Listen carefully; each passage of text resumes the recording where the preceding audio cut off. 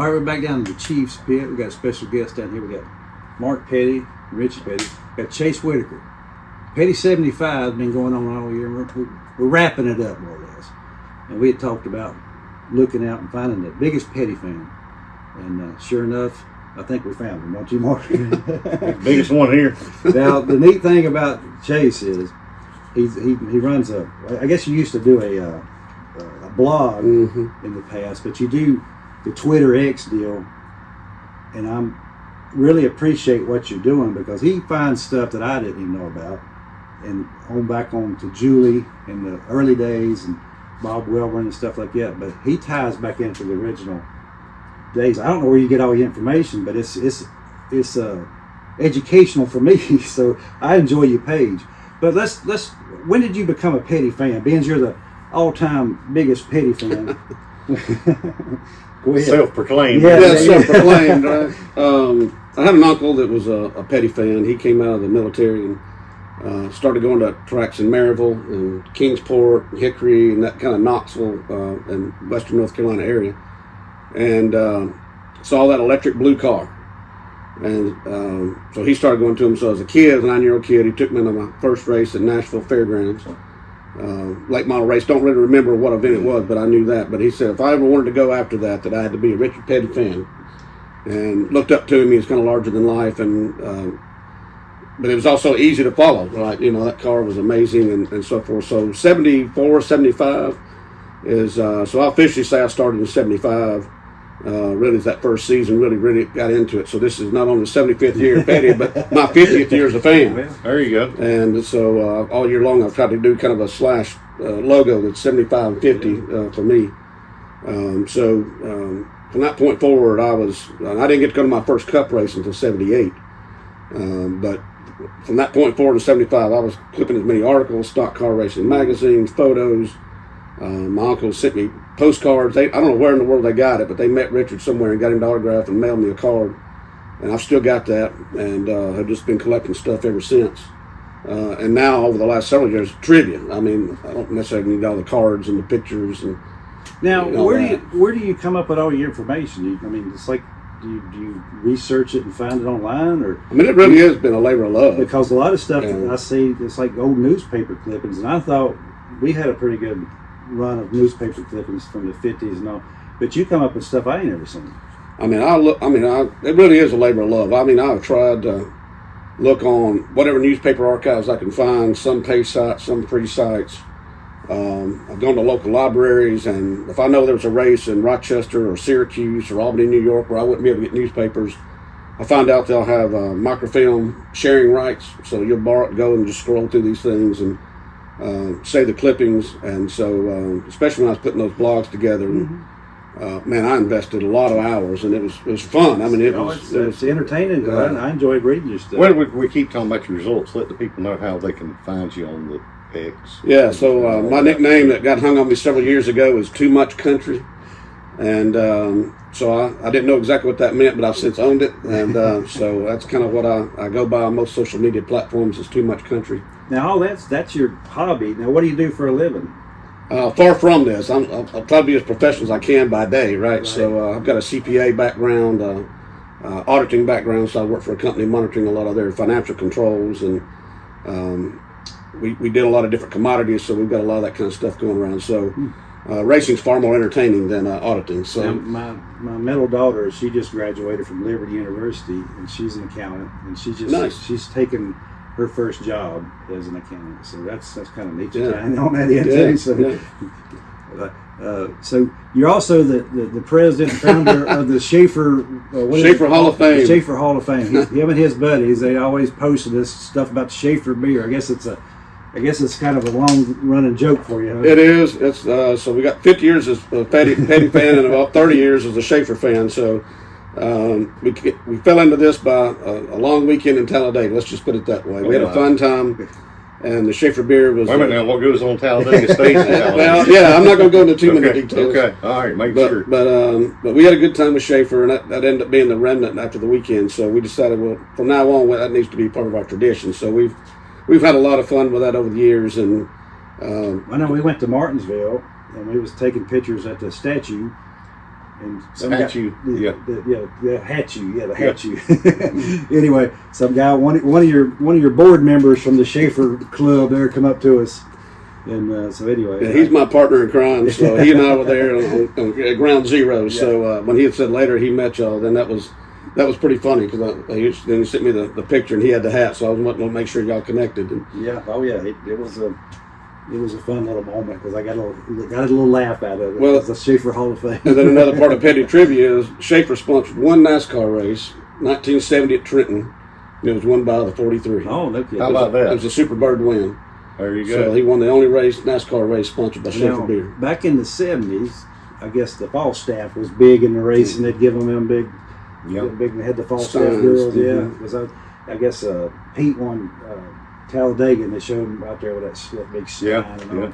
But I didn't remember Shafer until you said that. But they sponsored the IndyCar race at Pocono throughout the 70s. They did have the Shafer 500 at Pocono for several years, and then.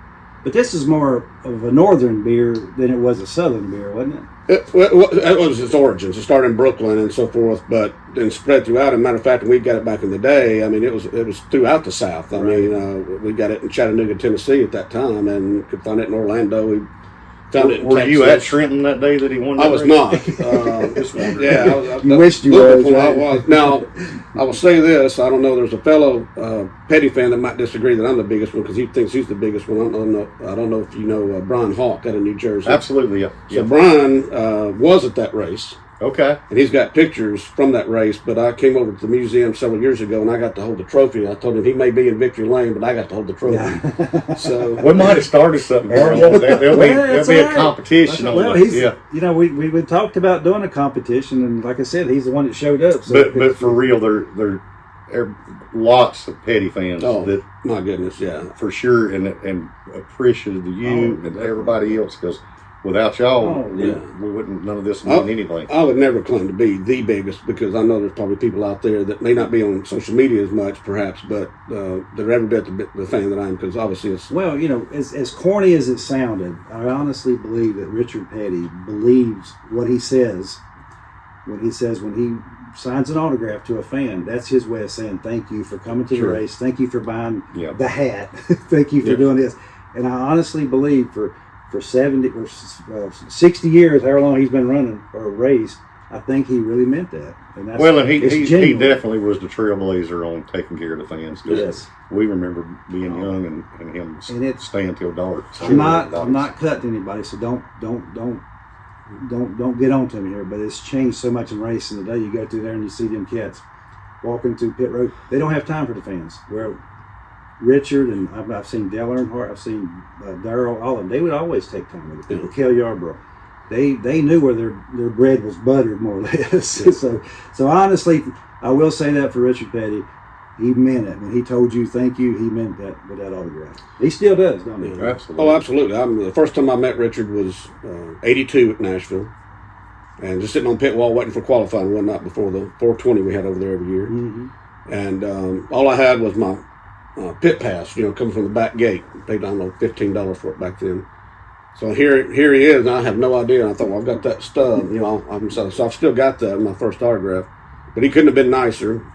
And I actually met Kyle prior to that. I met him, I guess, my first race in '78. He was just an 18-year-old kid. Working in the pits. Yeah. And he signed my program, my first ever race program. And again, he could have been uppity. I mean, you're big time and you're on the pit crew and all that. But I think that's the one thing I've really grown to appreciate. I never had an opportunity to meet your father face to face. I did get an autograph. He always had his head in under the hood. He didn't take time to. He was busy trying to win that race. So when you got to see him one-on-one, he was good with the fans, but he didn't. He was on the job. Right. He was working all the time. Yeah. Now you talking about getting that pass signed. I come up with some passes the other day, going through some things, and I found for the '84 Daytona. Richard's 200th win. I'm gonna be a fan. I'm gonna get him to sign those passes. Yeah. So I think that's a monumental occasion for the Petty family. I'm gonna have him sign it, and then I come up with some of Kyle's first Talladega race in '79, and I'm gonna have Kyle sign them. Which was his first cup. First cup race in that Magnum. Now you know what the significance of that race was. Well, it's Kyle's first start. Well, here was a neat thing. So if you go back and watch the video of the race, grandfather was announcing the race up in the booth. Oh, that's right. That's And right. Richard That's was right. in You're the right. race, and Absolutely. then Kyle's first race. He had That's all three right. of them kind of involved. And then, like I said, the rest of us down That's there right. in the infield and in the pit. But I thought that was neat because I think that's about the only time that I've ever seen grandfather announce a race. Yeah. So it was pretty significant. And Kyle ended up running ninth that race, so that was a good start. But you know who's got the for the debut for the Petties? You know who's got the best start in their first Cup race? Probably Pete. No, he ain't a Petty. Oh, you're from. Oh, you're saying, okay. You're saying, not in Petty car. Patty himself. Yeah, we're talking about Petties. Petty in the start. Yeah. Would it be you? No, far from it. Your daddy, he ran 8th in his first Cup start. Oh, nice. Yeah, grandfather, he wrecked in his first, so I think he ran like 15th or something. Rolled over that Buick or whatever. And then, Richard, he was, I think he had trouble in his first one. Not his convertible race until his first Cup race. Yeah, it was up in Buffalo when he got moved, or Toronto when he got moved out of the way. But, So y'all are the experts. no, on that. I'm not an expert Yeah. on it. I'm just saying what the hell, I wasn't there. Right. But anyway, Daddy had the best debut start, even like that, because you had Lee, Richard, Mars, Kyle, me, and Adam. As far as the Petties in the Cup, Daddy had the best start, or best finish in his first start. I always thought that was kind of neat. I don't remember what Richard was. I mean, I want to say it was 12th or something like that in that first race, but he might have had a little bit more. But yeah, I think so your grandfather moved him out of the way because Cotton was pushing him, and Lee went on to win that go. race. Yeah, he had to go. Yeah. Son or Now, not. and the neat thing about you, and like I said, and I like it when you find the stuff on Julie, because there's not a lot of stuff on Julie out there. Right. Which was grandfather's brother. Right. And he was one of the original founders of the Petty 75, because Lee and Julie started this deal back in 1947, running their bootleg cars and stuff. But they did their outlaw racings and all that. But anyway, I appreciate you including him, because I learned some stuff from him, reading your stuff, like I said.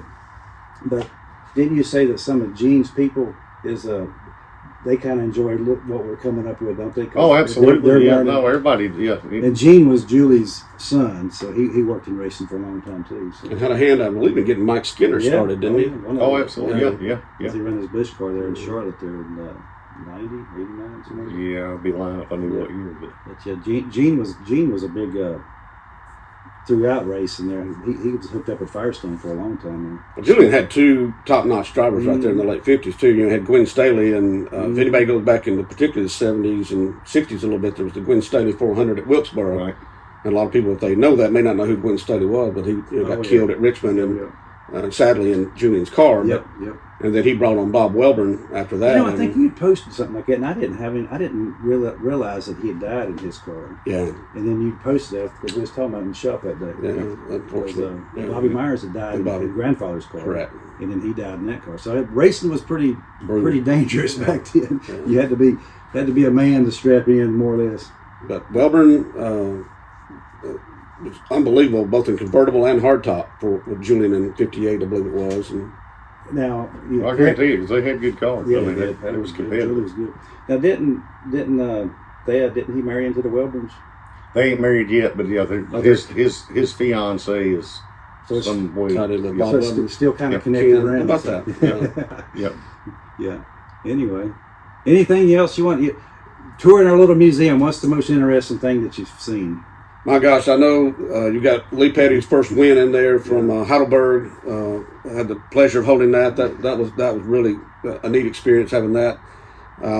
We do have some fun. A couple of us online with some of the old 1970s, early 80s Petty hats, the pinwheels they called them. So being able to see some of those and be able to trade some fun online with those. I mean, that's one thing I do try to do. Is I love the series, the trivia part. I try to be as accurate as I can. But also just having fun and trading old racing stories and stuff like that. But certainly that was compelling.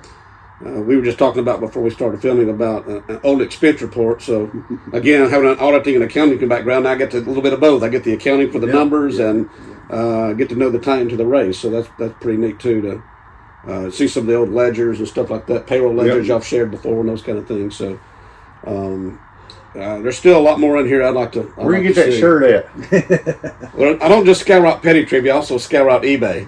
All right, I like it. So I find a lot of different things. It So reminds me of that lamp up there. oh, there we go. Yeah, But The old too recipe. much. You went to Charlotte yesterday. I did. For the race, I did. and he stopped back in on his I way did. home. Thanks for stopping in. What a man. neat It's thing good to about see him you. too. Before we end up, he was at the Darlington race that they won. Oh, with Eric Jones winning. Yeah. Yeah. Oh, my goodness. Yeah. So Good that's, for you. there's probably some embarrassing pictures and video of me celebrating after that. After that win, having the Shafer. I may have had one of those or two that night. So That's pretty Well, good. That's good stuff. We appreciate you stopping in and appreciate all you're doing. And like I said, this guy here, he's one of the top Petty fans, so we appreciate all. Look him up. Too much too country. much country. All right. Great info. Like and subscribe and stay with us.